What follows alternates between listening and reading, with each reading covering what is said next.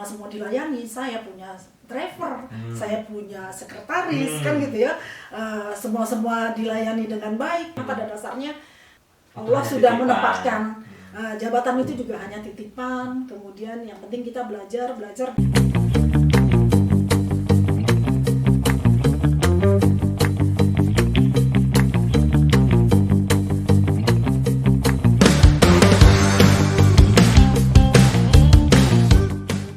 Assalamualaikum warahmatullahi wabarakatuh. Berjumpa kembali dengan saya Kang TBG di Ciloto Podcast BPPK Ciloto. Nah, hari ini kita akan sharing tentang pengalaman suatu insight, yaitu tentang continuous improvement. Apa itu continuous improvement? Yaitu tentang perbaikan diri yang terus menerus.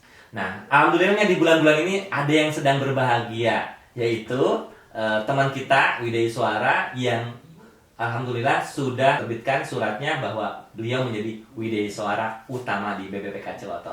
Nah, kita akan belajar tentang perbaikan diri terus-menerus dari beliau. Kita sapa Bu Asih. Assalamualaikum warahmatullahi wabarakatuh, Bu Asih. Waalaikumsalam warahmatullahi wabarakatuh. Sehat, Bu? Sehat, alhamdulillah. Alhamdulillah. Dengar kabar baiknya senang banget, Mbak Ibu ya. Yes. Kalau di 1 sampai 10 nih, kebahagiaan Ibu ada di berapa ini, Bu? 9 ya? 9. Masih ada 1 untuk continuous improvement, gitu ya. Oke. Baik Bu Asih, selamat ya Bu Asih atas pencapaian menjadi Widya Iswara Utamanya. Oke Bu Asih, nah kita ingin memberikan insight nih buat sobat belajar yang mungkin baru CPNS atau mungkin baru mau jadi Widya Iswara atau mungkin menjadi pegawai di Kemenkes nih Bu Asih. Tentu tentang bagaimana sih Bu Asih melakukan perbaikan diri terus-menerus. Mungkin bisa kita ceritakan dari awal gitu ya sampai pencapaian yang sekarang ini. Boleh Bu Asih, silakan. Oke, baik, terima kasih Kang TB. Jadi gini ya, pertama kali tamat nih ya, kita awal banget lah ya. Tamat jadi dokter gigi, itu pikirannya itu kan pasti nanti kerja di puskesmas atau rumah sakit kan begitu ya. Karena Bu Asih ini lulusan FKG ya. Iya. Dokter gigi ya, sobat belajar. Beliau kan dokter gigi aslinya. Iya. Ternyata Allah berkata lain kan gitu ya. Ditakdirkan tidak di puskesmas atau di rumah sakit sebagai dokter gigi. Justru saya gitu tamat langsung dapat tawaran sebagai dosen di Fakultas Kedokteran Gigi. Ya. Jadi ketika lulus jadi dokter gigi nggak langsung jadi dokter gigi, tapi malah disuruh ngajar gitu ya. Ngajar para calon-calon dokter gigi. Baik, menarik. Yuk, boleh lanjut. Tapi ternyata hanya bertahan 2 tahun karena tiba-tiba keluar SK CPNS dari Depkes. Dulu namanya Depkes ya, bukan Kementerian Kesehatan. Itu kelihatan zaman dulu banget Bu ya. Ketahuan nih orang lama udah senior banget kan gitu ya. Nah, SK CPNS-nya itu tanpa diurus, tanpa diminta kemanapun, ikhlas saja menerima akan ditempatkan ke seluruh Indonesia ya niatnya ya.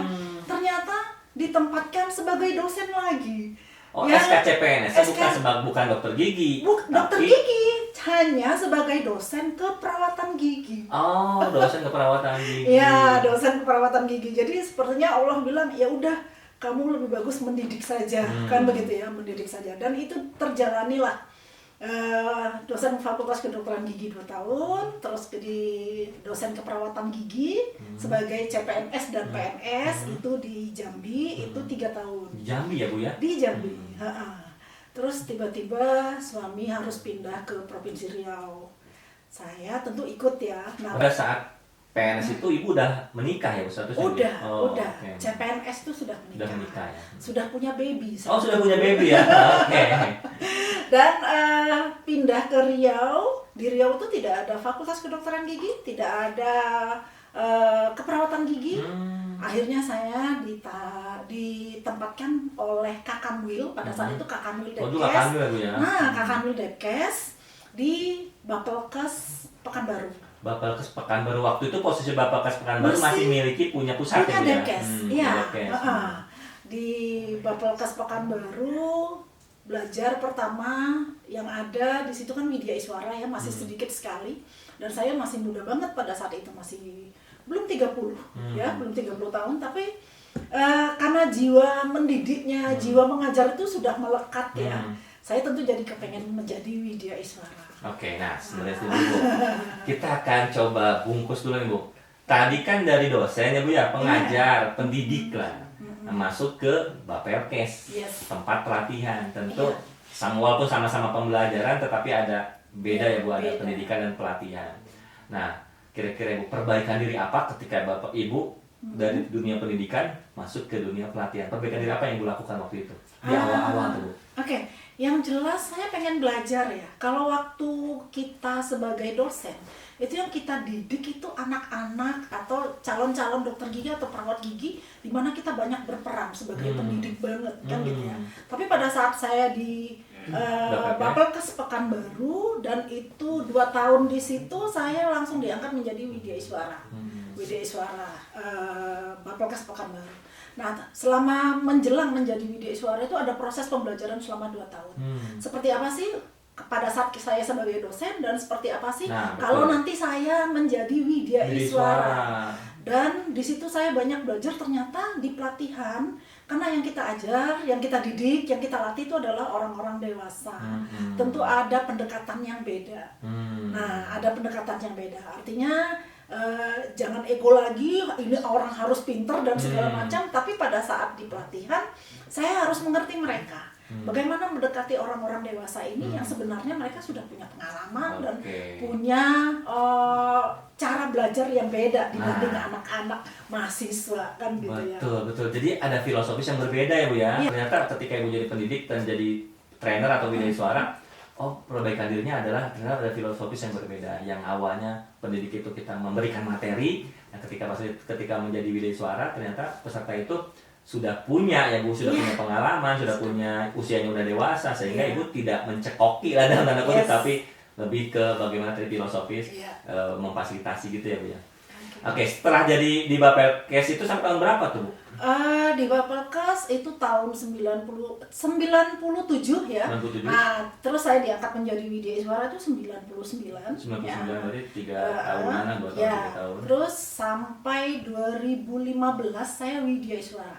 Sampai 2015. Sampai 2015 berarti masih 16 tahun. Masih di Bapelkes Pekanbaru.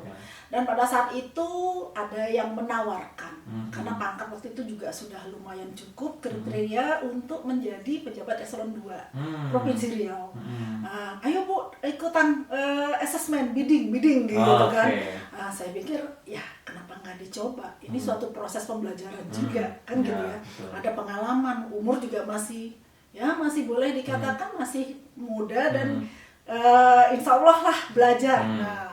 Jadi peluang saya pikir jangan dilepas, saya coba ikut asesmen dan ternyata lulus. 2015 Ibu berubah haluan kembali menjadi sesuatu yang baru, yaitu adalah pejabat struktural gitu ya Bu. Pejabat struktural. Tepatnya di mana itu Bu? Pada saat itu gubernur menempatkan saya sebagai wakil direktur medik keperawatan rumah sakit jiwa. Di rumah sakit ya Bu ya. Oke. Dari kampus ke Bapelkes, dari Bapelkes ke rumah sakit. Posisinya pada saat rumah sakit, Ibu statusnya udah menjadi pegawai provinsi ya Bu ya? Karena udah otonomi waktu tahun 99-98 Bu ya? Oke. Nah, sekarang pertanyaan berikutnya nih Bu. Ketika di rumah sakit, tentu kan ada tantangan baru nih. Beda kan view-nya dengan ketika Ibu jadi Widya Iswara. Itu perbaikan diri Ibu, untuk menjadi lebih baik pada saat memiliki jabatan baru ataupun di posisi yang baru, apa yang Ibu lakukan? Oke, yang pasti saya punya prinsip jangan pernah berhenti belajar. Jangan pernah berhenti. Ya kan? Jangan pernah berhenti belajar. Tidak ada yang tidak bisa kita lakukan kalau kita mau belajar, kan gitu ya. Walaupun banyak yang menyaksikan pada saat itu, Bu Asi itu belum pernah eselon 4, belum pernah eselon 3. Kok tahu-tahu langsung ke eselon 2? Terus gimana ceritanya? Kenapa bisa lulus kan gitu. Saat itu saya yang penting belajar.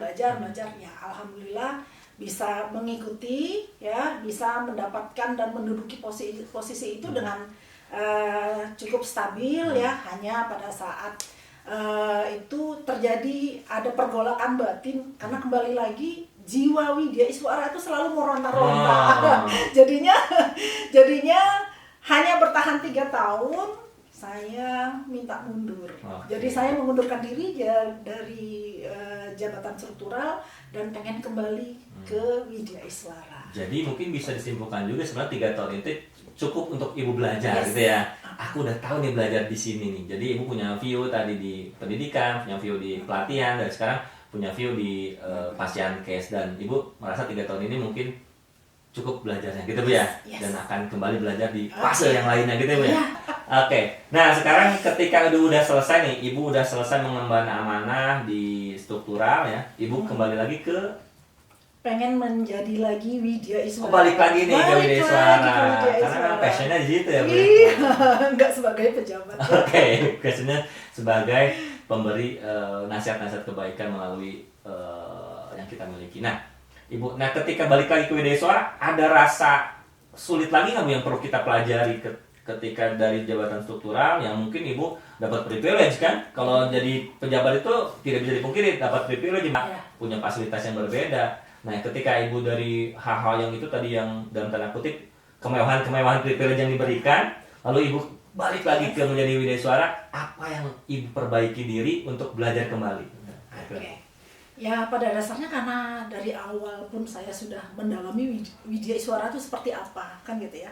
Jadi pada saat ada privilege menjadi seorang pejabat di mana semua dilayani, saya punya driver, saya punya sekretaris, kan gitu ya, semua dilayani dengan baik. Tapi pada saat saya kembali lagi menjadi Widya Iswara, dan alhamdulillah pada saat itu sudah pindah ke sini ya, ke BPPK Ciloto. Oh, langsung ke BPPK Ciloto, langsung pusat lagi Bu ya? Iya, jadi diaktifkan Widya Iswaranya di BPPK Ciloto, dan saya kira nyaman-nyaman saja, nggak ada yang terasa kehilangan, tidak. Karena pada dasarnya Allah sudah menempatkan jabatan itu juga hanya titipan, kemudian yang penting kita belajar dan tidak menjadi permasalahan bagi saya karena saya cukup lama sebelumnya menjadi Widya Iswara dan hanya 3 tahun di struktural.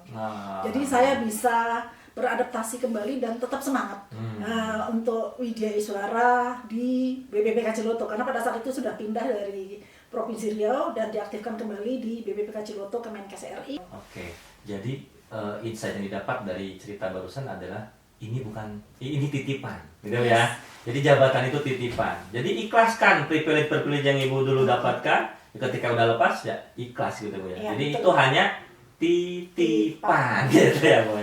Luar biasa ya. Itu kalimatnya satu kata, titipan. Nah, sekarang masuk ke fase terakhir nih Bu. Bukan fase terakhir ya. Fase yang sekarang sedang dialami. Fase kebahagiaan Ibu yaitu menjadi Widya Iswara Utama. Baru akan mulai Ibu berkiprah di sana.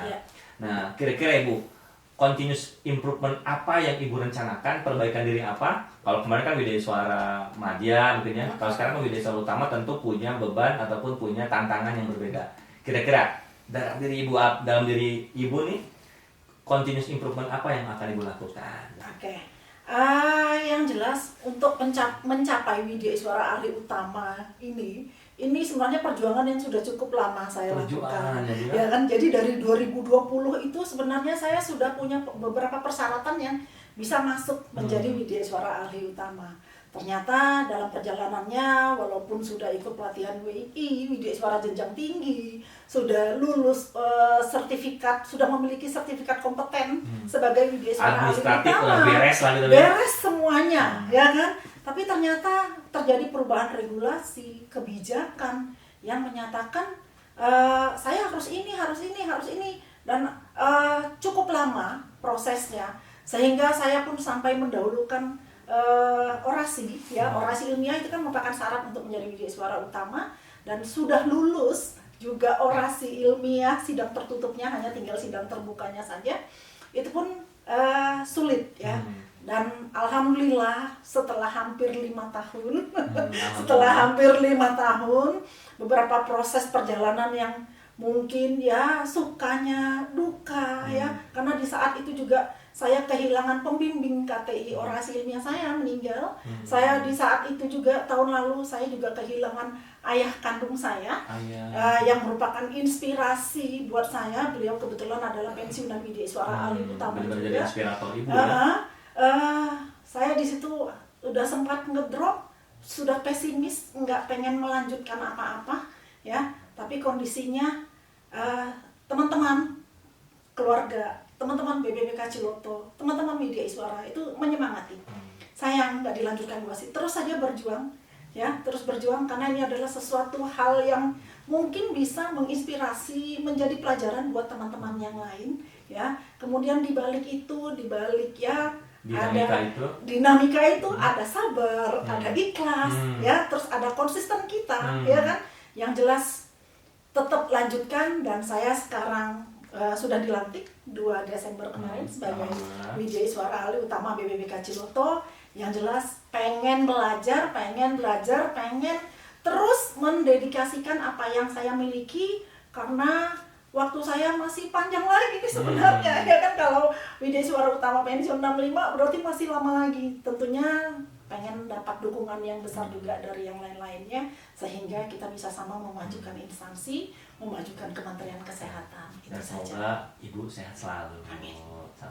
Nah, tadi ada garis, yaitu adalah perjuangan tetap dilakukan, tetapi ikhlas itu juga menjadi modal. Gitu ya Bu ya. Perjuangan tetap Ibu lakukan, mau dinamika naik turun, tapi sampai regulasi berganti segala rupa. Perjuangan lakukan, tetapi yang paling penting adalah ikhlas. Gitu ya, luar biasa Bu Asih. Mudah-mudahan nih perjuangan berikutnya ini Ibu diberikan kemudahan, diberikan perbaikan tiada henti, dan semoga Ibu diberikan kesehatan. Amin. Dan mudah-mudahan sukses selalu ya Bu Asih. Terima kasih banyak Bu Asih atas partisipasi sharing kita di hari ini. Mudah menjadi insight buat sobat belajar semuanya. Terima kasih banyak Bu Asih. Assalamualaikum warahmatullahi wabarakatuh.